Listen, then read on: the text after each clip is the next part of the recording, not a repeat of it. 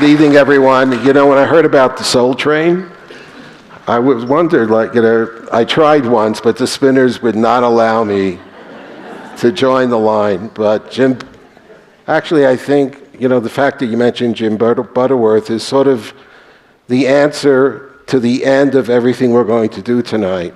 And that is that in this great democracy, and including those who are of the Jewish faith, it's always been about the rule of law, but about people, not institutions, that bring about the change, and how each of us can really make things a little bit better, a little bit brighter, or when necessary, a lot darker. So, Jim, if you're listening, let's not wait another 20 years.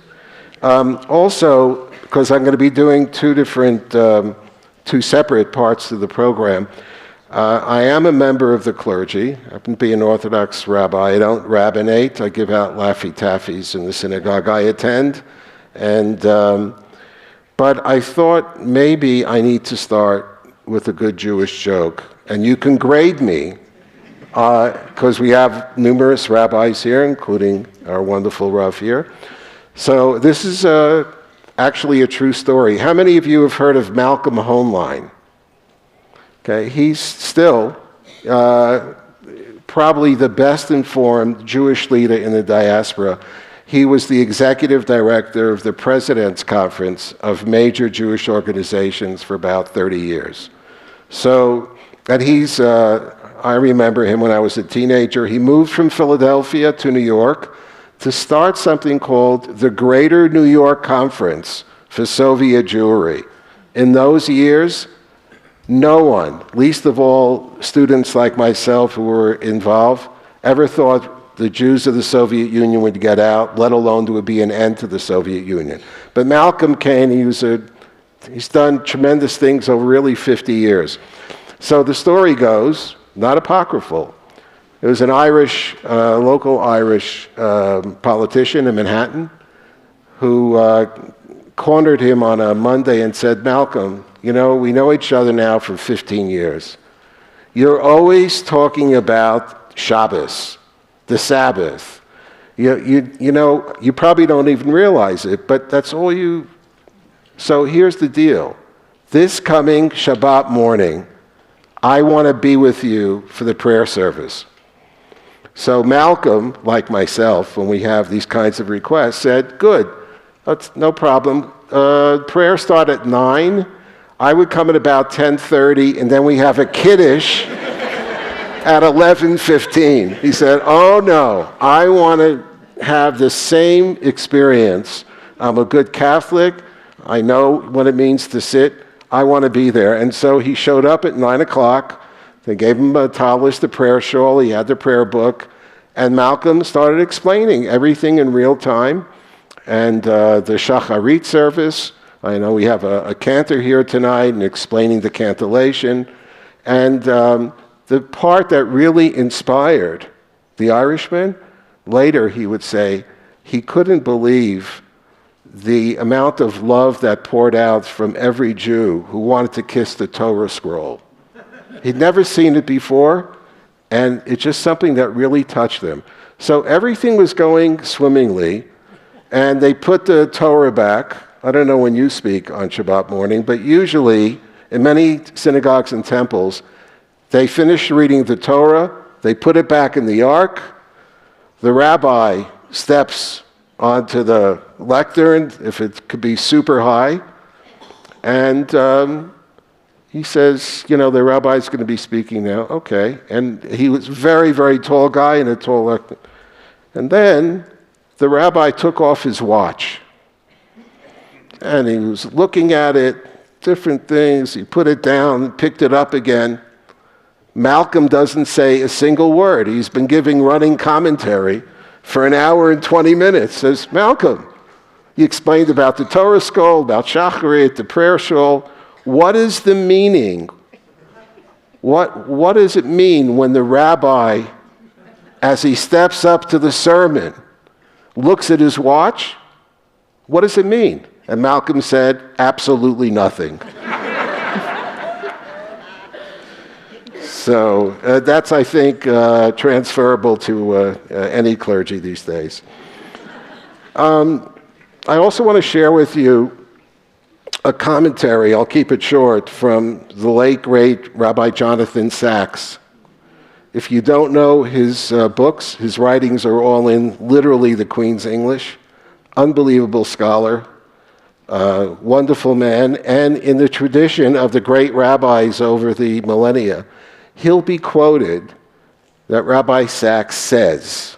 He'll be quoted in the present tense, the way Akiba and the way Moses, when you have something important to share. So let me just quickly share this Torah thought with you.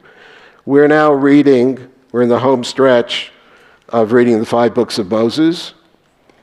And a few weeks ago, there was an episode where Moses was told by God, select 70 top spiritual leaders and make them into the Supreme Court for the Israelites. So it says that Moses he had 12 tribes, took 10 times, it came out to 72. It only took 70. What did the other 2 guys do? It says that they had the power of prophecy and they ran all over the encampment sharing their prophetic insights. Many people were enraged. They went to Moses. What a chutzpah for this. Moses' reaction was, you know what? I wish that every single person in our community had that power. If they want to go and do it, let them do it. 2 weeks ago, we read a different story when a guy named Korach tried to displace Moses. In that case, there wasn't so much tolerance in the story. Moses begs God to get rid of Korach, and he's swallowed up in the earth. So Rabbi Sacks asked a good question. What's the difference between the 2? And the difference between the 2 is the difference between Abe Cooper and Dennis Ross. Meaning, if you haven't gone to see Dennis Ross before, or even if you have, he's a man who knows the inside of the power brokers. The difference between the 2 prophesiers and Korach was all about power. The others were all about influence. And we know this as parents, we know this as members of a community, and Rabbi Sacks goes on to explain, even dumbs it down for guys like me, and he said, take a look. You think I'm wrong? Said, if you have someone, since we talked about North Korea, the North Korean dictator is an absolute dictator. Whatever he says goes. If the North Korean dictator would share with his sister and 2 others some of his power, his personal power would be diminished. But if you're an influencer and you share an idea that perhaps inspires someone else, an influencer is a multiplier. That's the difference between power and influence. You need both, but I want to make sure that everybody here understands that you're in the presence of a rabbi, one of the few people who does not claim ownership of the Abraham Accords. But some people in the know, some people have said that maybe Rabbi Heyer and myself were grandparents to a process. Let me start by, again, sharing with you my whole approach. This is my 48th year at the Simon Wiesenthal Center. I was able to get a job because I helped to start the place. And you know, especially when the Museum of Tolerance opened 30 years ago, I approached my friend Ayud Yaari. He's with the Washington Institute. He's if you want to know what's really going on at any time in Israel, he's the incorruptible author, journalist, and friend. And I kept asking him, you know, shouldn't we be meeting Palestinian leaders? It's like in the early 80s. He said, okay, if you want, we'll set it up. And Rabbi Hira and I religiously, whenever we came to Jerusalem, before they remodeled the King David Hotel, we would meet in the basement of the King David with Eid Ya'ari and a variety of Palestinian leaders, most of whom had just been released after sitting in jail. And what they basically said was, we tried to kill you, it didn't work. We know we'd get a better deal from the Israelis than we would ever get from the Syrians or the Jordanians. And so these were very promising conversations, but every time we mentioned to Ehud, listen, why don't we do a press conference tomorrow here at the King David and announce that there are Palestinian leaders ready to make peace? He said, I'm afraid it's not that simple. The minute they would say something publicly, they're as good as dead. It was an eye-opener. It was frustrating, and I think in many ways not all that much insofar as the Palestinians has changed. However, I did make a commitment to myself and also on behalf of the center to begin to reach out whenever possible to Muslim leaders. This goes back quite a while. How many of you have been to the London Hilton? You ever stayed there? The London Hilton. So if you ever want to have a secret meeting on a subject, you're usually required to do so at the London Hilton so that everyone who's watching what's going on in the London Hilton can report back the secret meetings. It's kind of, British have this wonderful way of doing things. Kind of weird, but it works for them. So I met with the grandson of the founder of modern Sudan. Wonderful man. He had 2 daughters, both of whom were physicians in the UK. And I was staying at the London Hilton, and we were going to meet with a secret meeting in the Hilton. So what do you bring to the first meeting with someone who's a Muslim leader? So I brought a khamsa that had the Kohanic blessing in the middle of it, because the khamsa is a cultural symbol for Jews and Arabs and many others, but with the Hebrew lettering, so a chance to introduce what a bracha meant. And I brought my talit and tefillin down from the room. And I had something else which I was going to quote from Maimonides. So we meet, and I give him the khamsa, and I explain what a blessing is in Judaism. And he was very touched, very nice.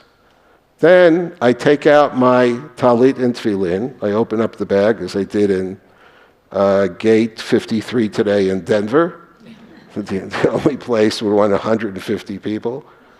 And I showed him my prayer shawl and my phylacteries. He says, what's this for? I said, it's our prayers. He goes, what? Jews pray? He was serious. Jews pray? So the next item, my third gift to him, was based on some experiences I had with a very nice, he's probably not so young now, but powerfully connected Pakistani gentleman whose father owned one of the networks in Pakistan. We met 2 or 3 times.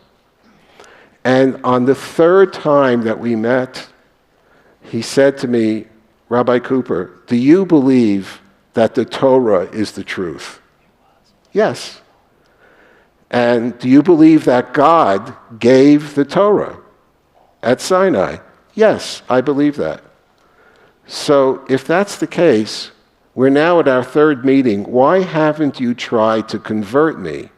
If you have the truth, why aren't you trying to convert me to Judaism? The answer, I know, is you're a racist. He didn't say it with anger. So in anticipation, I found out that this is something that's taught to a lot of young people about us. I brought along what Maimonides says about who is worthy to go to heaven after it's all over. What does an individual have to do? And I explain that the way Maimonides set it out is if you're 51% in positive deeds, mitzvot, good deeds, you're going upstairs. If you're 51% the other way, you got problems. But, he adds, don't try to understand the matrix and mathematics of what God assigns to each of your good deeds and bad deeds. You'll never figure it out. Therefore, he said, what's really important is you should try to live your life down the middle, and no pressure, but understand that your next deed could sway it. I think that's what helped create the whole thing with psychologists and psychiatrists. No pressure, one way or the other. And I said to this gentleman, so you see, you don't have to be Jewish in order to be a candidate to go to heaven. This was seen by him as an incredible shock. I have in my luggage back at the hotel, and thank you so much, Laura, for picking me up, something that no one else who's checked into any hotel within this zip code has packed. I have a winter coat. Because with the help of United Airlines, God save us, tomorrow morning I have to go to the 30th anniversary of the bombing of the AMIA headquarters in Buenos Aires. So I'm going to the winter tomorrow morning. So I'm also, I believe, and I'm not proud, the only person that I know who went to Bali not once, but twice, and never got to put on a pair of swim trunks. Because we were trying to, and I think we succeeded, to work with faith leaders and business leaders in Bali after their sort of 9/11. No one was coming to the Garden of Eden. They were all dying away. So we brought 9 faith groups together, and it was a huge success. It was the only time that I know of that a survivor of the Nazi Holocaust spoke in a Muslim country, broadcast by Al-Hura satellite television in simultaneous translation worldwide, the late Saul Teichmann. So it was an amazing thing. The people who were there, half Hindu teachers and half Muslim teachers, Indonesians. Wonderful, wonderful event. So then we went back to Jakarta, and there I had the opportunity to be on a live national broadcast, a roundtable of faith leaders.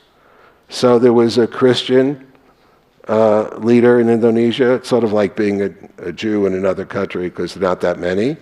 Hindu, a couple of high-ranking Muslims, and the host of the program was ethnic Chinese, but a Muslim, who, he told me before we started, he had shown up in New York City as a 19-year-old and had been taken in by a Jewish family that fed him, clothed him, and he went on to become a multimillionaire. He went back to Roslyn, Long Island a few times.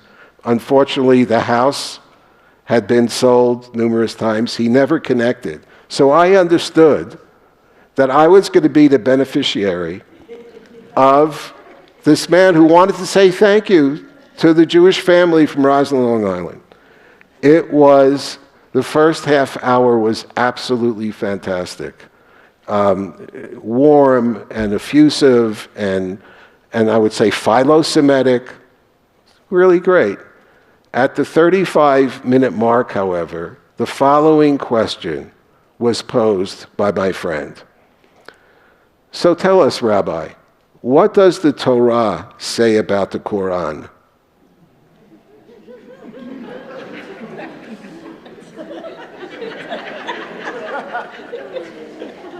It's live. But if you see a pattern of what's being stitched together here, so as desperation is the invention, the mother of all invention, I looked around the table and I said, you know, everyone around this table believes that God came once in history and gave the 10 Commandments one time. And then we did a mic check as low as I possibly could have uttered. And so you see, the Torah preceded the Quran. Now, Indonesia is the most populous Muslim country in the world. What I had just said, millions and millions and millions of people had never heard before and probably didn't believe. So part of the challenge that we all have, besides what's going on in Eretz Israel now, etc., but part of the challenge, maybe with the exception of Palestinians who live so closely together with Jews that we know about each other's holidays. The Quran mentions Jews, Abraham, Joseph, Musa, all mentioned as prophets. And so what's interesting is that many Muslims believe they know everything about Judaism, when in fact they know little or nothing about Judaism. And probably, I think you could say the opposite is also true. So the question that we'll probably land up taking some questions and maybe some comments on. So where are we now with the Abraham Accords, and how did we get the Abraham Accords? So I'll just mention, not in the political because you can get that answer on Thursday, but what I learned in this whole process starting in the 80s that led to, knowing King Hussein and all is that we have to do a better job at attacking stereotypes. If we don't, we just accept the way things are, not a lot of things will happen. So we were involved in, I think starting around 2008, 2009 in UAE. There is a great man, how many of you have been to United Arab Emirates? Okay, so you know the MR, it's on all those high rises. Wish we had a piece of that, right? So MR, I think he's now sold that part of the business. An amazing man named Muhammad Alibar. Muhammad Alibar was, I would say, 20 years ahead of his time. And I remember, like yesterday, when he took us to the Burj Khalifa before it was finished. So it took 7.5 minutes to go up in the workman's elevator to get to the top, and there were no windows yet. But when you looked out all the way around, there was almost nothing there. It was just sand. Now, when you go to Dubai, it's just incredible. And he was one of the main instigators.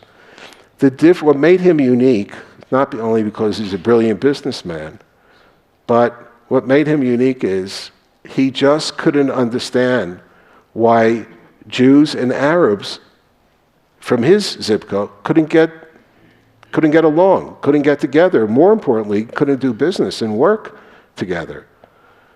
And this is a man against the tide who saw to it that the Burj Khalifa had its first kosher cuisine back in 2010. He flew on his personal jet to Jerusalem to dance in the circle with Rabbi Marvin Heyer, my mentor and founder of the Wiesenthal Center, one of his grandchildren got married in Jerusalem. He flew in on his private jet from the UAE to dance at that simcha. And it was interesting because I think most of the grand rabbis who were there thought he was just a Sephardic Jew. He blended in. But he was one person who simply, I'm sure it was his approach in business too, but on this area, come hell or high water, he just said, we have to make changes and not just talk about it, we have to bring about change. By the way, one of his sons, Rashid, studies with Chabad regularly. His Hebrew is pretty darn good. And within the family, what really has come about is normalization. Before the October 7th disaster, I think there was in the vicinity of 750,000 Israelis and Jews from the diaspora who visited the United Arab Emirates. That's a staggering statistic. But the question is, why? Because there was a profound curiosity. They heard that this is a normal society where you can go, and what I enjoyed the most when I went to the UAE, and I still go, is you can be wearing a kippah, no one looks at you. No one cares. What they want to know in the sovereign fund, right, hundreds of billions of dollars is, with the Israeli startups, with the know-how, what can you do to help us to create jobs for our young people? Because if we can't create jobs for our young people going forward, we'll be just a rich, failed state. So a lot of that was instigated against the tide by one brilliant person. The other person I'd like to speak about very briefly, and maybe we'll take some questions, is one of the kings in the Gulf. His name is King Hamad, not Haman, Hamad with a D. It's kind of hard to explain, but when you take a look at a map and you look for Bahrain, you better bring a magnifying glass. In fact, I was told that before Bahrain took a leadership role in peacemaking, the only time the word Bahrain would show up in a newspaper was if they were publishing once a week the scores of soccer football, from the local Arab League. They were simply not a factor. So I received a call 2 days after President Trump's inauguration. I was still in Washington. Rabbi Heyer gave his famous invocation, blessing Jerusalem, peace, Hebrew. And about 5 o'clock in the morning, and I get a call, says, "Hi, this is the Deputy Foreign Minister of Bahrain. I understand you're coming with your friend Imam Shalgumi from France. We can't wait for you to come. So tell me, is Rabbi Heyer coming as well?" And I said, "Are we seeing the king?" So a few weeks later, Rabbi Heyer and I met King Hamad and his entire brain trust, both of his sons, the foreign minister, the head of the Shura Council, and I think this will be a good time to talk about, again, how people can make a difference. One of the charming things about Rabbi Marvin Heyer, two-time Oscar winner, is that he's from the Lower East Side. So whether it's before we're going to meet the Pope, or before we're going to see the Queen of Spain, or before we're going to be with King Hamad, someone from protocol comes over and explains, you wait, and you don't touch, and you don't do this. So we come out, and this is being broadcast live across the Gulf. And Rabbi Heyer goes right over to King Hamad, puts out his hand. King Heyer sort of smile on his face, so he gives him a handshake back. What does Rabbi Heyer do? Takes his second hand and puts it on King Hamad, and then he chants the blessing in Hebrew and English when you're meeting for royalty. So later on, my friend Samir, who's been with the king since they were teenagers, said, "What's it with you and Rabbi Heyer? You've met rabbis before, you've met the head of the World Jewish Congress. It's like, what? Something happened there." He said, "Samir, I'll tell you exactly what happened. This man, Rabbi Heyer, what he did, I never experienced before in my life. Every other person I've ever met, when they put out their hand, they were asking for something. When Rabbi Heyer put out his hand, he was there to give me a blessing." So at this meeting, I was able to ask one question of His Majesty. "So, Your Majesty, what would you say if the Simon Wiesenthal Center invited your faith leaders to come as our guests to Jerusalem?" This is 3 years before peace. He said, "My citizens, they can go anywhere, by all means. You can.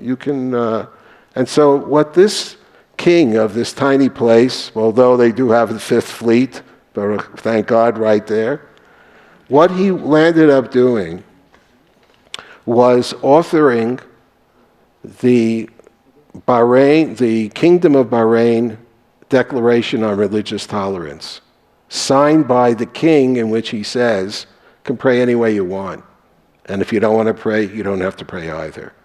In simple, straightforward terms. And he did dispatch faith leaders to Jerusalem. They arrived the day before the U.S. Embassy opened in Jerusalem. Every single Israeli, Jew, media person, family member said, well, at least the grandkids are there in Yerushalayim because there is no way they're showing up. They came. And what was amazing, the insight for me about that meeting was it started when they checked in at the Bat Sheva Hotel. I saw it. So they come over and they give in their passport. There's Ruti and Ahmed. Ahmed and Ruti. They're taking the information of each of the people coming to the hotel. They could not believe it. They landed up spending more time with the waiters, the busboys, with Ahmed, but I'm talking about hours, saying like, what the heck is going on here? He said, what do you mean? You're asking me if I'm happy that the Jews are in control? Probably I would like to be, but in the meantime, I get paid the same amount of money. My medical stuff is coverage. My medical coverage is taken care of. I have dignity in my job. This was like just a destruction of so many stereotypes in a nanosecond.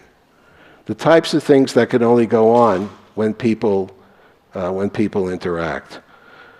So going forward, I'll finish with my Kippah Gate story. So on May 14th, I finished my term as the chair of the United States Commission on International Religious Freedom. It's a congressionally mandated group. 9 commissioners, 3 from the president, 2 each from the Democrat and Republican Senate and House leadership. An interesting group of people, to say the least. It's a wonderful experience. My last official act, I led a delegation of 5 to Saudi Arabia. I was the chair, so I was the head of the delegation. Okay, I come into Riyadh. We have some meetings the first day. The biggest revolution over there which will never be reversed, is the women are now involved front and center in all aspects of life. That is the single biggest shock that MBS has given to this system. That night, we were to be the guests of the foreign ministry at a place called Diriyah, sort of like Old Town for Riyadh. Okay, and about halfway through, I was told by one of our handlers, he came over with a cell phone, but he was like holding the cell phone like it could explode. And he said, "Rabbi Cooper, you have a call."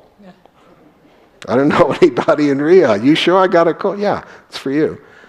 And the person on the other line says, "Rabbi, look, we don't care what you do in private, but we have laws in Saudi Arabia, and the only religious symbols that may be shown in public are those of Islam. Anything else is against the law. So I'm asking you to please remove your kippah." So some of you know me a long time, but most of you never met me before. But just suffice to say, I still drive like a New Yorker, and I'm still a Mets fan, so there's no accounting for this. So I said, without raising my voice, I said, "Well, it's like you're asking a Muslim woman here in Saudi Arabia to remove her hijab. And, 50 years ago, I spent a month in the Soviet Union. I didn't take off my kippah for them. I'm sure not taking it off for you. But, may I make a suggestion? Do you know that I'm here as the head of a U.S. government delegation that is looking into religious freedom? Are you sure you want me to remove my kippah?" He hesitates and says, "Let me check." So 10 minutes later, the call comes in, and he said, "I checked, and here's the bottom line.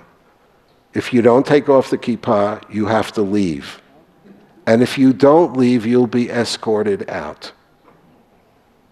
I said, "Okay, I'll leave, but please make sure that you understand that I'm also leaving.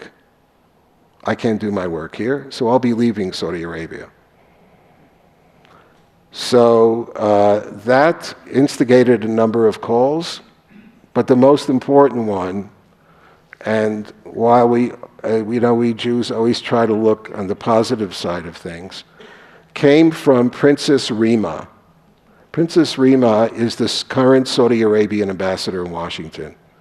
Her late father, Prince Bandar, was one of the most powerful Saudis of his time and one of the early proponents of peace between Saudi Arabia and Israel. So she calls me up and says the following: "Rabbi, I have to call you up to ask you to stay. But the truth is, it's good that it happened to you, because it's about time we stop sweeping such incidents under the rug." So I understood from her comment two things. Number one, this happens all the time, and maybe I was the first guy to say no. But more importantly, I understood that what happened didn't happen because of MBS. It was meant to embarrass MBS. So I've since met in Washington for a few hours with her, and I am hoping to go back to Saudi sometime this November. But what we left them with, and again, just not to overstate or anything else, but everywhere you went, they talk about 2030. I think they've put in hundreds of billions of dollars. There's a new town, new city, green city they're building not far actually from Eilat. There are all sorts of things that they're doing, and 2030 is supposed to be the second opening of Saudi Arabia. So I told my host, I said, "Look, I did the math, and in 2030, I'm going to be 80 years old. So I don't have time to wait for 2030. But here's the question. What kind of Saudi Arabia are you presenting to the world? You want Christian tourists to come to Saudi Arabia, you're going to demand that a woman has to remove her crucifix? Or you're going to tell Orthodox Jews that they have to also wear those Yankee baseball caps where they're in Saudi and everybody knows exactly who they are because their payas is flying out the side? You know, please make your mind up. But what's really, really important, and I will talk about Saudi Arabia because it's so crucial, and I do believe in the end they will be partners because the Iranian threat is there and for many, many other reasons. But I think also, as we go forward, and you can ask Dennis about it on Thursday, for the people that I meet in the Gulf and elsewhere in the Arab world, respect, covered, is oxygen for them. They can't get enough. And they expect from people they like that they will continue to be respected. It's the most important element of any relationship. Once in a while, it's important when we have those interactions to remind the other party that respect is a two-way street. It's extremely important. And then finally, you know, just to be perfectly blunt, the only reason why American Jews are welcomed in different settings in the Arab and Muslim world is because there's a state of Israel. If there was no state of Israel, we would hopefully be living here, you know, hopefully peacefully, etc., contributing. But if you want to talk about the President's Conference, or the World Jewish Congress, or the Wiesenthal Center, understand that we are connected in such a profound way to the people of Israel. And for those American Jews, especially on campuses, young people, who didn't understand that connectivity, Hamas and our enemies have and continue to bring that lesson forward on a daily basis. Dr. Judea Pearl, it's Danny Pearl from the Wall Street Journal, who was beheaded in Pakistan. Dr. Judea Pearl is one of the most brilliant people on this planet. He invented AI before there was AI. I don't understand any of the titles of his books, but he has devoted every waking minute since Danny's murder to making sure people don't forget Danny, but also in working to find moderate Muslims to work with. He's an amazing man, and he was at a meeting of 300 UCLA Jewish staff and students, which they had to hold at our Museum of Tolerance because they didn't feel comfortable doing it in UCLA. And he said the following: don't think for 1 second what we're having to deal with now happened overnight. Says there are academics who have been building tunnels underneath our universities for 20 years.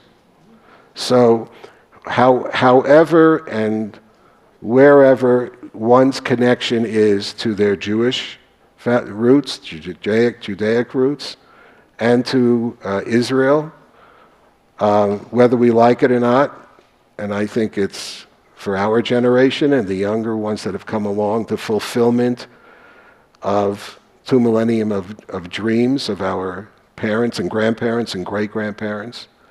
Simon Wiesenthal put it straight. He said, freedom is not a gift from heaven. You have to earn it every day. So we're in for some more tough sledding, but let's also understand as American Jews that the reason why we still count in a much bigger way is because there is a state of Israel. And we should do everything in our power to help them along. So let's take a couple of questions, and then we'll go from there. So let's roll right into this. You want to do it? Okay. Let's roll right into this and let's go for 7:10. 7:10. Okay. See, I'm an Orthodox rabbi. I'm not used to microphones at a stender and actually following the time. So for the last 30 years, the Simon Wiesenthal Center has a project called Digital Terrorism and Hate. I started at a time before I had a computer. I don't understand any of the technology. If you have questions, you can email me, and I will forward them to my grandchildren, and they can answer them. Let's see. So one of the things we discovered about 12, 13 years ago, quite amazing. How many of you got straight A's throughout high school? Okay. Let's just say majority rules. So what we started doing is we release an annual report card on the big players. Before there was social media, the websites, etc. We've been dealing with Facebook since they had one building. Now I think they have 12 zip codes. But the front line of everything that we're concerned about and all the great things we want to do about staying in touch with our friends in Denver or Jerusalem or Tokyo. So we know that the technology continues to evolve. It continues to dominate our lives. And the bad news is the evildoers also understand its power. And while I haven't heard anything yet about this lone shooter, the gunman, I think that every single one of the shooters, the mass shooters, going back to Columbine, every single one of those incidents has a connection to the internet, and especially now to social media. We have to figure out a way to protect our kids, empower them, but also to get the big boys and girls on the block to do a much better job. Spend less attention about politics and more attention about degrading the capabilities of hate and anti-Semitism online. Some more bad news. So all of these images were generated by AI.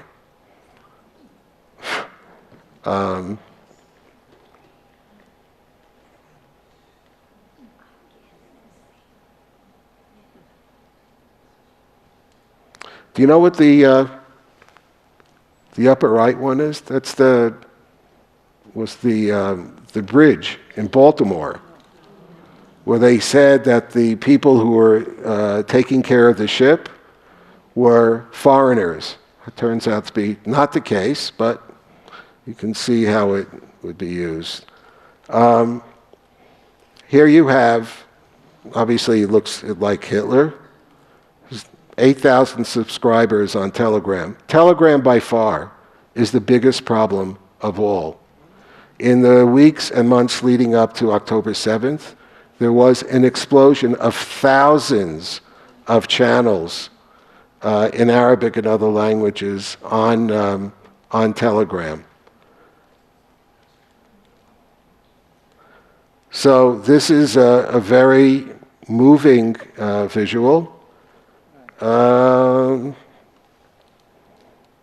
So how do you know that this is a fake photo? Because it is. So it's sort of cut off, but this cat has 5 legs. But the impact, obviously, if you can generate the revulsion and the sympathy, what's the difference if it actually happened or not? These 3 kids, God bless them, their images keep popping up whenever there's a war around the world. Obviously, they're superimposed on it. And what better way to say that Zionism equals Nazism than by creating this kind of imagery? White Lives Matter.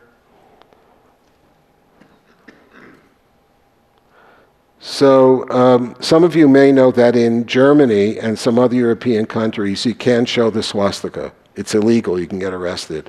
So the sun wheel has been for the last quarter of a century the stand-in for the swastika. So you see here, you've got the convergence of a lot of hate, including those masks, etc.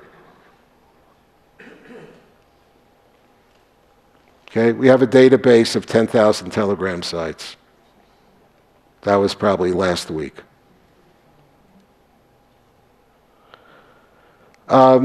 TikTok, just for the record, the Simon Wiesenthal Center 2 years ago already urged parents to get rid of TikTok from the house, having nothing to do with the communist Chinese stuff, which is a serious thing in its own right.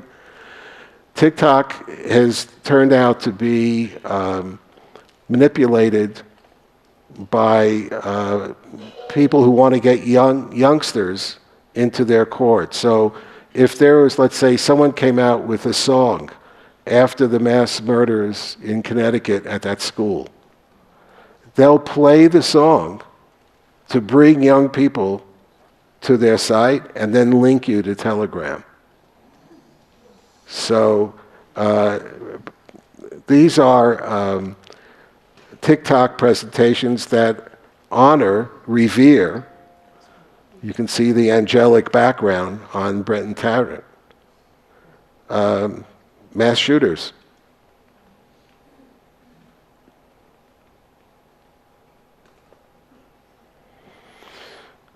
So some of you may recognize Mia Shem.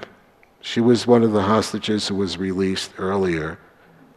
Did not stop this bigot from just showing that she's an anti-Semite. We won't show these tonight, but the how-to videos are all over Telegram, including one which gives the mapping for the human body and shows you where you should be going if you're using a knife to bleed out the person you're attacking before help can come.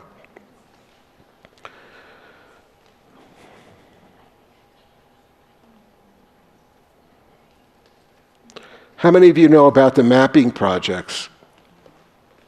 Yeah, this is something you have to also keep an eye out in every community. This started back in 2022, in which anti-Semites and sometimes individuals associated with pro-terrorist activity actually mapped out all of the Jewish institutions in a particular city. That included kindergartens, synagogues, JCCs, etc.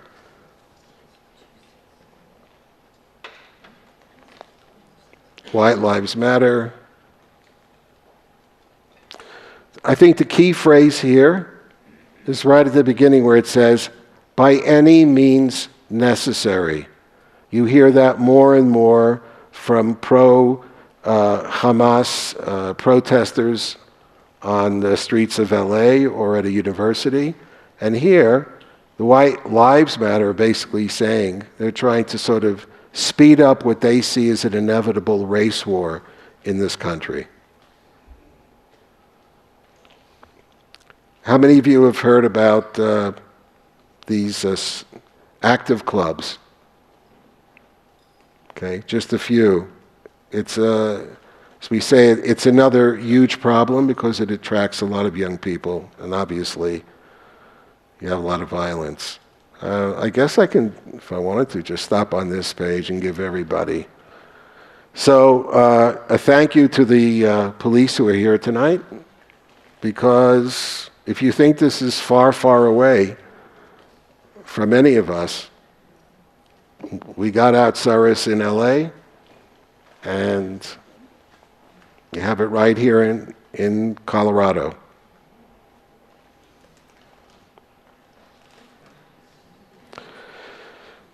Yeah, the Goyim Defense League they're pretty shrewd. They do a lot of low-tech stuff. They'll create, let's say for Chicago, a list of public personalities who they say are Jewish. It's not always the case. And say, you see, the Jews control everything, and if things are going badly, you got to blame them for it.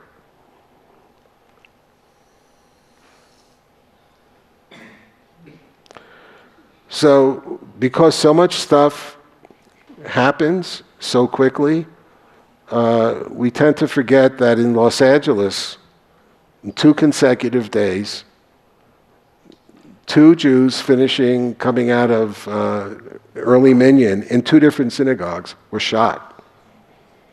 And only through the amazing work of a dedicated LAPD person were they able to track the perpetrator down. When he was arrested, he had a loaded AK-47 on him. That also is an advertisement that I don't know the nature of the relationship between law enforcement and the community here, but I know there are a lot of good cooks, and trust me, you can't make it too many friends with the local police. They are the most important component of keeping Shalom Bayit in any community.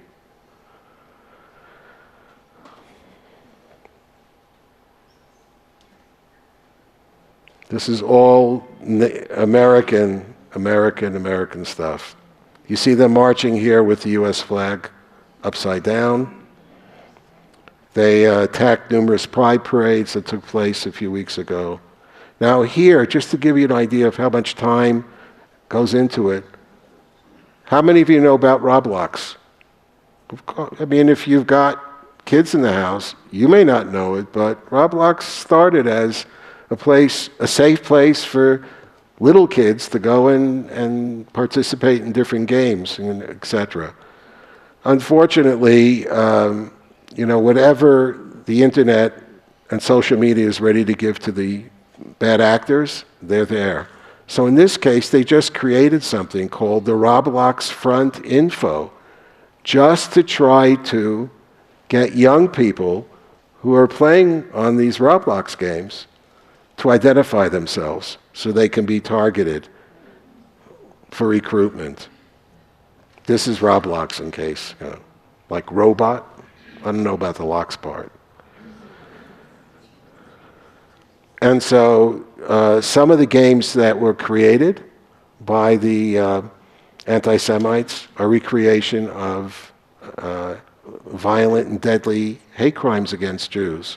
And it's up to groups like us, but mostly it's up to the kids and the parents to let us know, to make sure that it's, and this was, of course, the worst.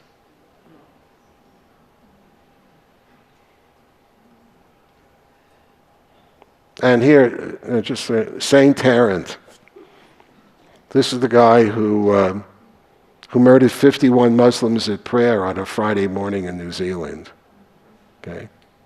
This is how deep it goes in terms of trying to get young people to find hate cool. And then I think I will stop after this one because we have plenty more. And that's called the Great Replacement. This is this idea that the Jews are behind all of the efforts to integrate immigrants into Western societies. The quote-unquote white people are worried they're becoming minorities. No one shows them any respect. And so you see them linking, right? A chassid, behind that looks to me, probably people from North Africa were trying to get across to Italy. This is another area, as if we don't have enough tsaros, this is another area that we have to spend more time. And then the whole new virtual reality thing.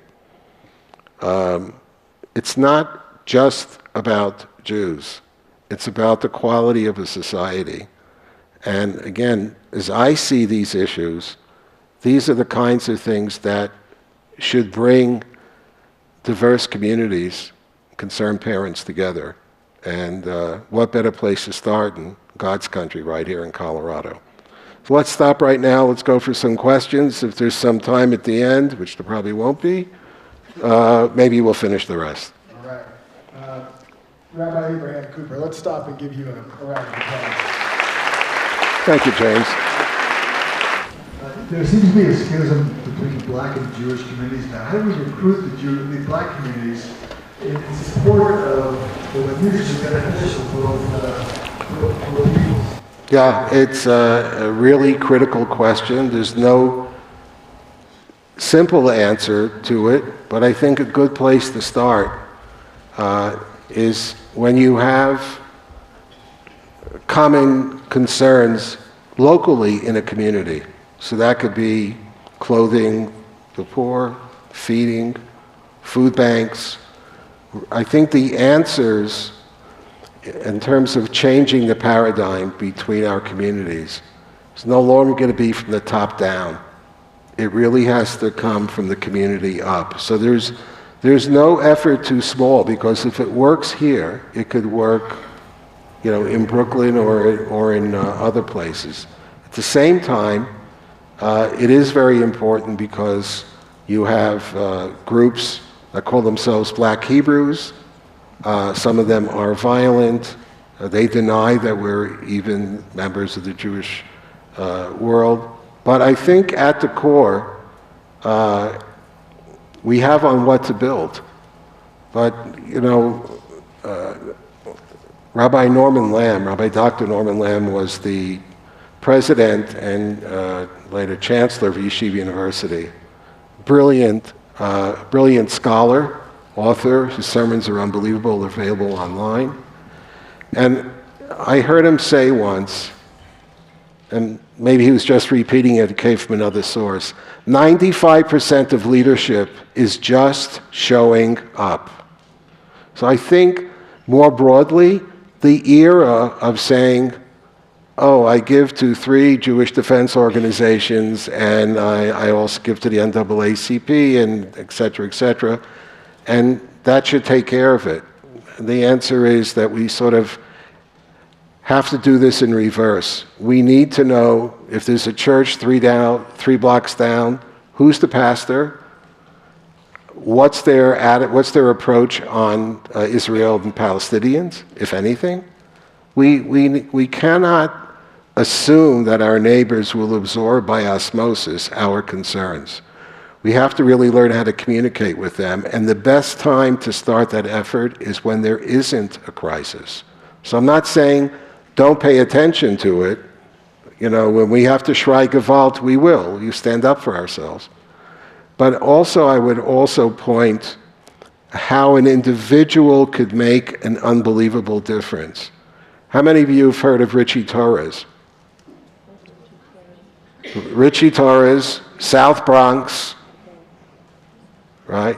Black, Puerto Rican, gay, one of Israel's greatest defenders and the Jewish people's defenders and Judaism's defenders, because we're seeing more and more attacks on Jewish values.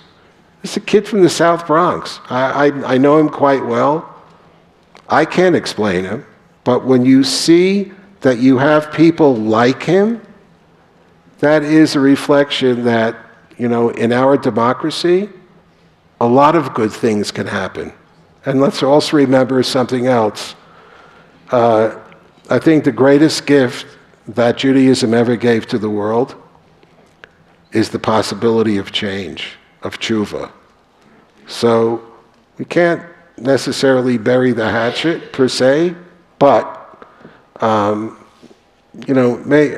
I'm going to share one other story with you, because Farrakhan sued me recently, and the ADL, but I'm so proud that he sued me by name, and I'm so upset that the federal judge threw it out before we could do proper fundraising.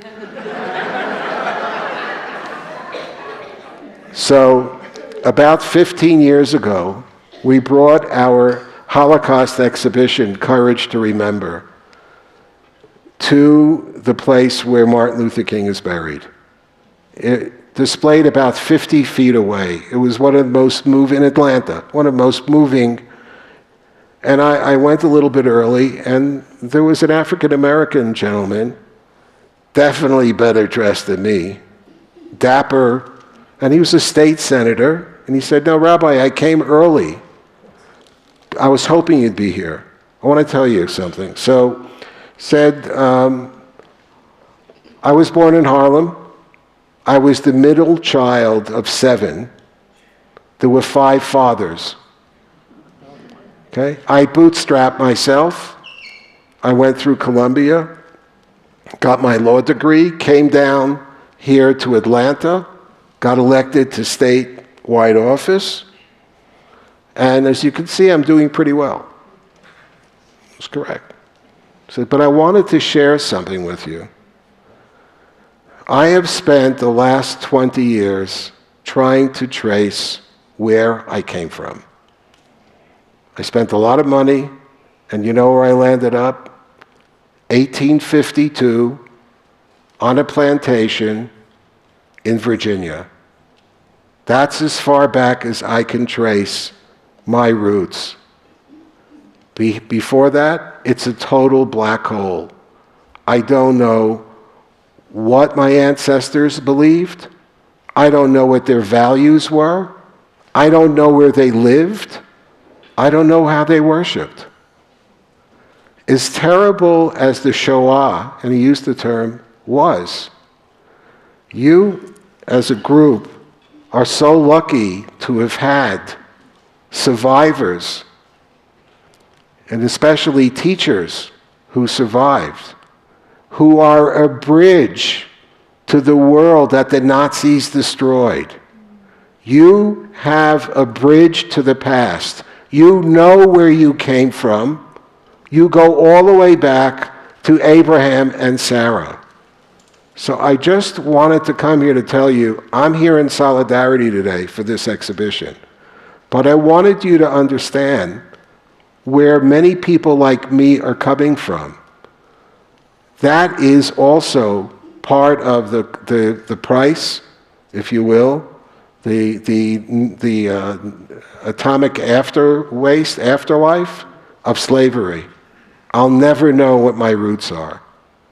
So going the extra mile to understand your neighbor doesn't mean that you necessarily land up with, with DEI. You don't have to land up on that spot. But having empathy, creating relationships, working together on projects that benefit everyone, I think it's a long haul, but we're lucky we still live in the greatest democracy in the history of the world. As long as we have those freedoms, we should put them to use. They're our best defense.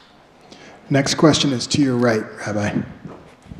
Thank you, Rabbi. My question is that, in my perception, religious freedom has always been a shield, and it's now being weaponized as a sword. But to make it even more complicated, the biggest allies of Israel seem to be the ones branding the sword. So can you talk about that for a second? Yeah, so a couple of things about USERF, and boy, it was complicated, but also invigorating. First of all, I can confirm to you that the people who fear God the most are the president of China, the dictator who runs North Korea, Putin, the Vietnamese. These are societies and countries that are actually officially atheistic. But it's those people who have the absolute power who cannot stand the idea that in any way, shape, or form, not even physical, that anyone in their societies would have an allegiance to anything, any power, or anyone else but themselves. So first, to just finish that thought, so what we have now in places like China and Vietnam, not only destruction of churches in China, but they're now requiring that the Christian leaders have to submit their sermons before it can be presented. There's talk about rewriting maybe parts of the Old and New Testament to fit the bill. So I say this, first of all, because we don't really hear enough about it, and also to further complicate your life and my life, because one of the key pillars of American society is freedom of religion. Now, having said that, what do we do when you have individuals, groups, that land up, weaponizing is a strong term, but I'll use it, weaponizing faith in pursuit of a political goal, in pursuit of societal changes. I had a call earlier today at the Denver airport. Thank you again to the airlines for giving me some extra time. So I had a call from the New York Times. I'm heading down to Buenos Aires. And no, he didn't want to ask, how come you're not taking American Airlines? But what's interesting is that the president of Argentina has this kind of love affair with Judaism. He's not a Jew, and he's not converting. But, and we went into this whole big thing, and what I think about it, and I said, look, I'm a Jewish person. I got anti-Semitism coming at us. We have the open wound of October 7th, which has been made worse and worse by the NGO world, by Guterres, by the International Red Cross. What I said was, in Argentina, if you have the president of the country who wants to come and give you a hug, take the hug.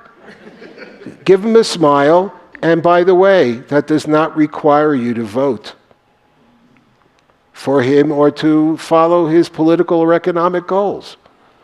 So the point being is, the finger pointing from both ends is I don't know whether or not the assassination thing will really change anything. I hope it will, but it is part of a more global challenge to the fundamentals of religion.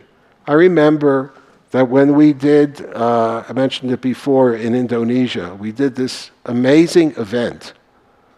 And the president, the former lay president of Indonesia, President Wahid, who, by the way, knew more about Judaism than most rabbis. Amazing guy, great sense of humor, almost totally blind.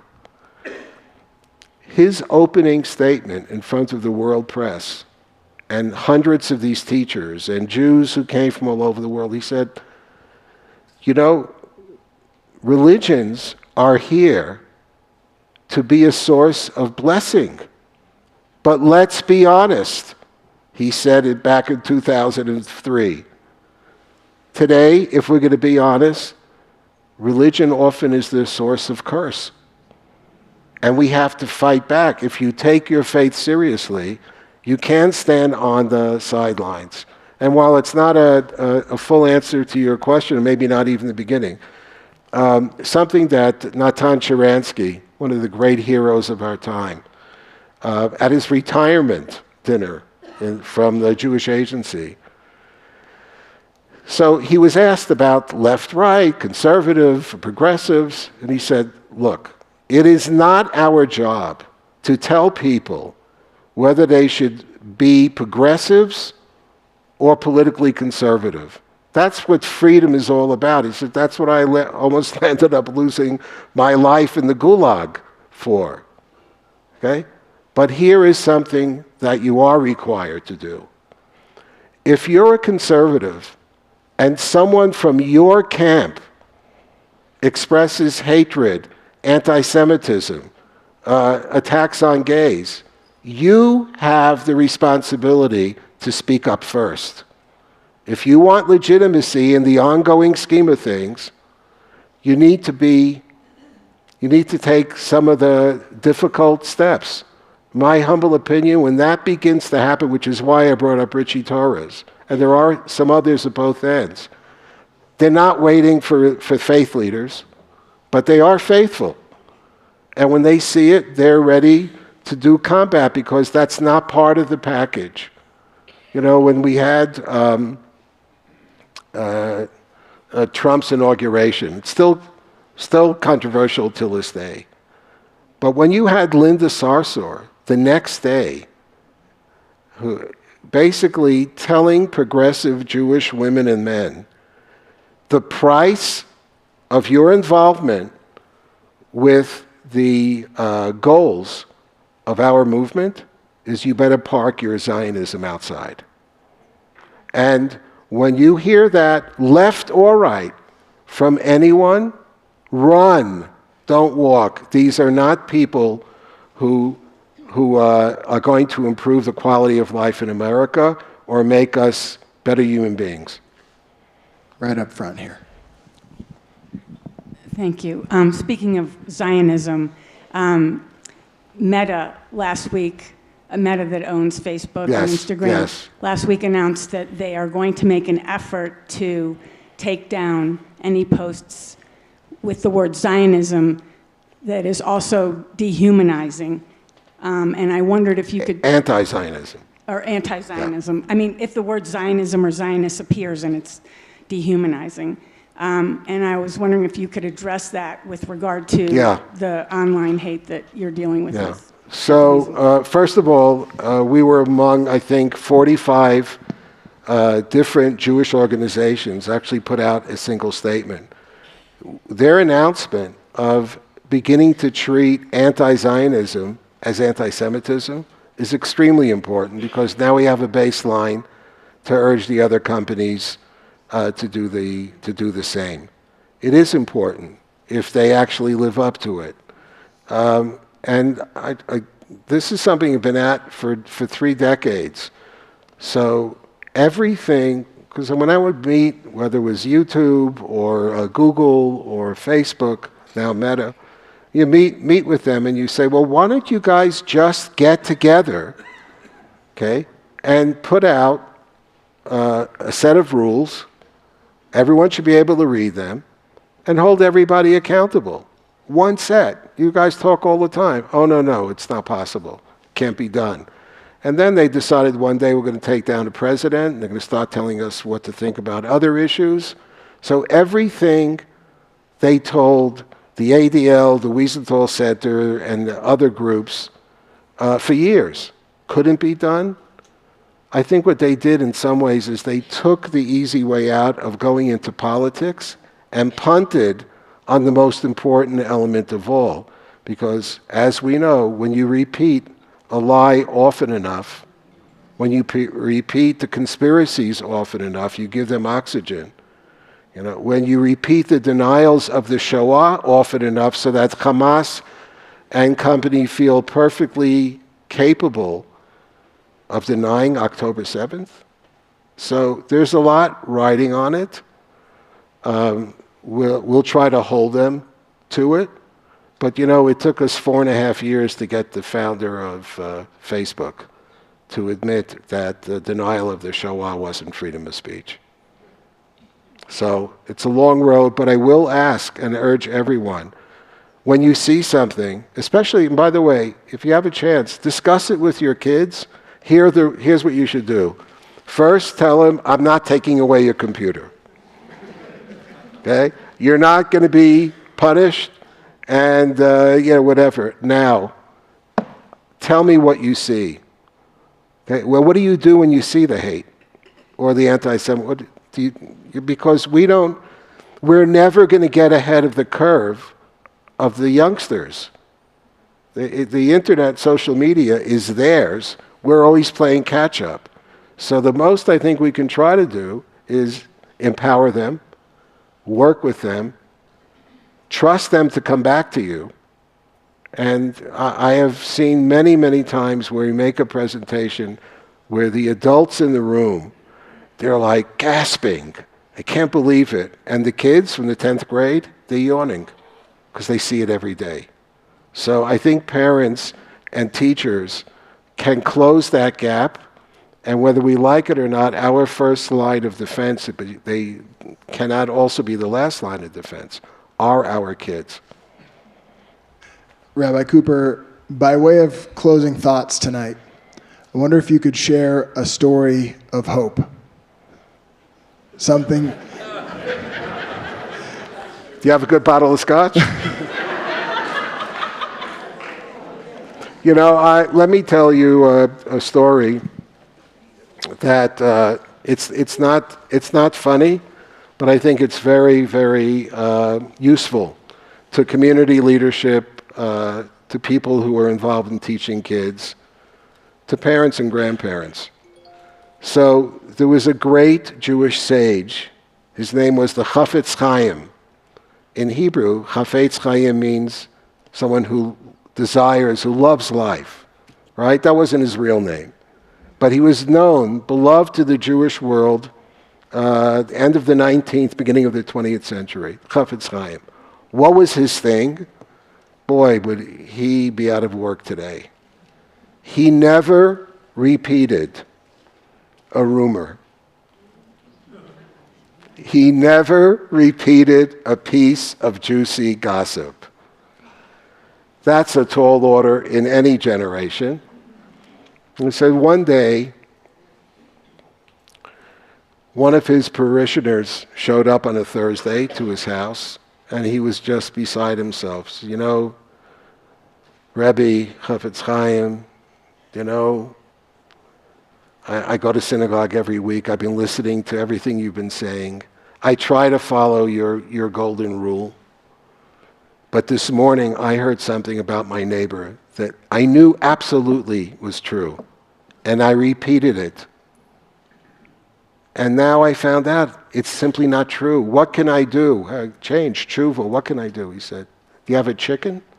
Back in the, not the frozen type from, you have a chicken? Yeah, go back to your house, pluck the feathers of the chicken, and make a path to the person you hurt. I want to know who it is. And from there, back to my study. Then come back. So 90 minutes later, he's huffing and puffing. Plucked the feathers, made the line. Am I absolved now? He said, yes. Yes, my son, it's okay. Just have one more thing you have to do. Collect the feathers. And I don't want to end on a bad note, so let me tell you one more story about the Chafetz Chaim, because that is relevant to everybody in this room.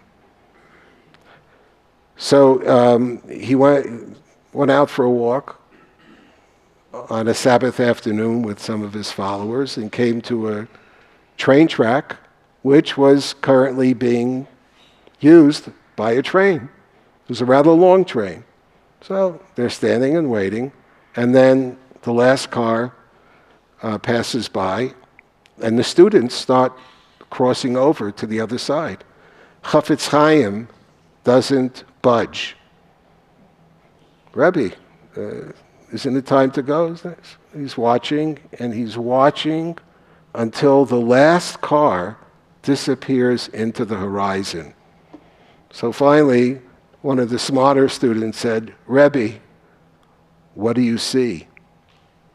He said, I'll tell you.